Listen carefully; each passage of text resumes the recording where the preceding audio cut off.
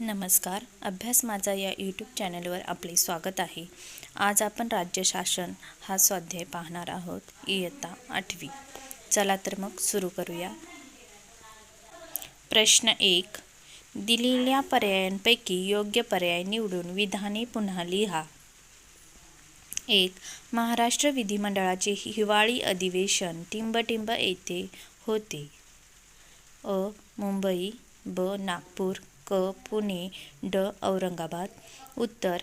महाराष्ट्र विधिमंडळाचे हिवाळी अधिवेशन नागपूर येथे होते. 2. राज्यपालांची नियुक्ती टिंबटिंबकडून होते. अ. मुख्यमंत्री. ब. प्रधानमंत्री. क. राष्ट्रपती. ड. सरन्यायाधीश. उत्तर. राज्यपालांची नियुक्ती राष्ट्रपतीकडून होते. प्रश्न 3. राज्य विधिमंडळाचे अधिवेशन बोलावण्याचा अधिकार टिंबटिंब यांना असतो. अ. मुख्यमंत्री. ब. राज्यपाल. क. राष्ट्रपती. ड. सभापती. उत्तर. राज्य विधिमंडळाचे अधिवेशन बोलावण्याचा अधिकार राज्यपाल यांना असतो. 4. महाराष्ट्र विधिमंडळाचे अर्थसंकल्पीय अधिवेशन टिंबटिंब येथे होते.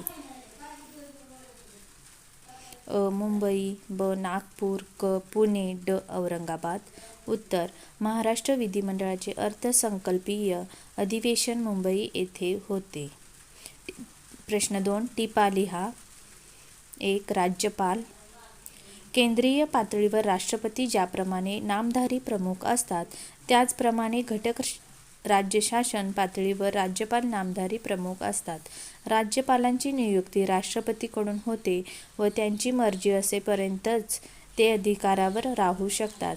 राज्यपालांनाही कायदेविषयक काही महत्त्वाचे अधिकार आहेत. उदाहरणार्थ, विधानसभा व विधान परिषदेने संमत केलेले विधेयक राज्यपालांच्या स्वाक्षरीनंतरच कायद्यात रूपांतरित होते. विधिमंडळाचे अधिवेशन बोलावण्याचा अधिकार राज्यपालांना असतो. विधिमंडळाचे अधिवेशन चालू नसताना एखादा कायदा करण्याची गरज निर्माण झाल्यास राज्यपाल तसा अध्यादेश काढू शकतात. 2. मुख्यमंत्र्यांची कार्ये. अ. मंत्रिमंडळाची निर्मिती. बहुमत सिद्ध झाल्यानंतर मुख्यमंत्र्यांना प्रथम आपले मंत्रिमंडळ तयार करावे लागते. हे काम आव्हानात्मक असते, कारण मंत्रिमंडळ अधिकाधिक प्रातिनिधिक होण्यासाठी सर्व प्रदेशांना, विविध सामाजिक घटकांना, अनुसूचित जाती व अनुसूचित जमाती, मागासवर्गीय, महिला, अल्पसंख्याक इत्यादी सामावून घ्यावे लागते. स्पष्ट बहुमत नसल्यास काही पक्ष एकत्र येऊन सरकार स्थापन करतात. अशा वेळी सर्व घटकपक्षांना मंत्रिमंडळात स्थान देण्याचे अवघड काम मुख्यमंत्री पार पाडतात.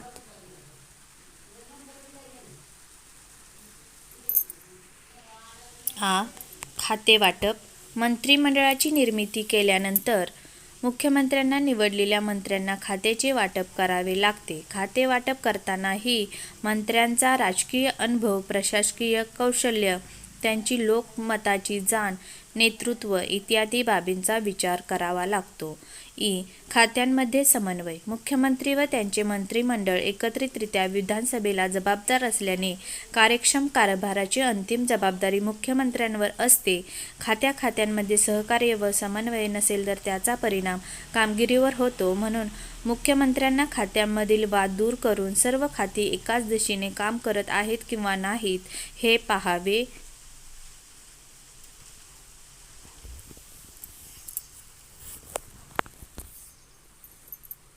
इ. राज्याचे नेतृत्व. प्रधानमंत्री ज्याप्रमाणे देशाचे नेतृत्व करतात, त्याप्रमाणे मुख्यमंत्री राज्याचे नेतृत्व करतात. आपल्या राज्यातील लोकांचे हित, त्यांच्या समस्या व अडीअडचणी लक्षात घेऊन त्यानुसार नवीन धोरणाची निर्मिती मुख्यमंत्र्यांनी करायची असते. राज्यातील जनता मुख्यमंत्र्यांकडे आपले प्रश्न सोडवणारी व्यक्ती म्हणून पाहत असते. राज्याच्या प्रश्नांची दखल घेऊन त्यावर शासनाच्या वतीने उपाययोजनेचे आश्वासन मुख्यमंत्र्यांनी दिल्यास जनतेला दिलासा मिळतो.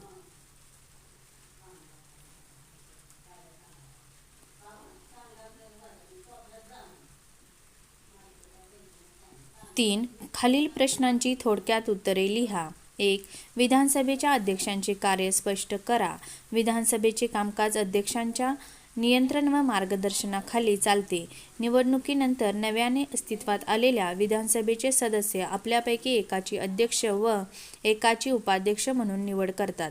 सभागृहाचे कामकाज शिस्तबद्ध पद्धतीने पार पाडावे यासाठी कार्यक्रम पत्रिका तयार करण्यापासून बिगर संसदीय वर्तन करणाऱ्या सदस्यांना निलंबित करण्यापर्यंतची अनेक कार्य अध्यक्षांना करावी लागतात.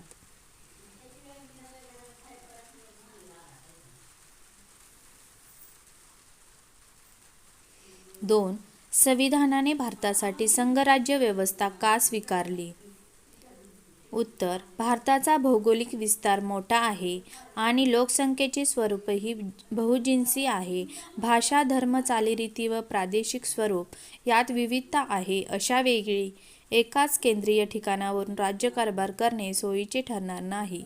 हे विचारात घेऊन संविधानाने भारतासाठी संघराज्य व्यवस्था स्वीकारली.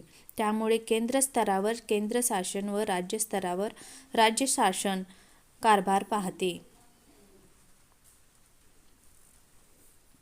3. खातेवाटप करताना मुख्यमंत्र्यांना कोणत्या बाबींचा विचार करावा लागतो?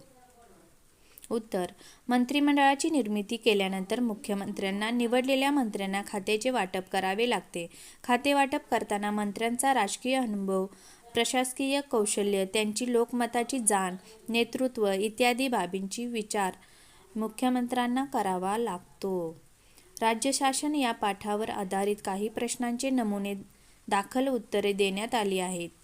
या पाठावर आधारित आणखी काही प्रश्न असल्यास आपण कमेंट बॉक्समध्ये लिहून पाठवू शकता. धन्यवाद.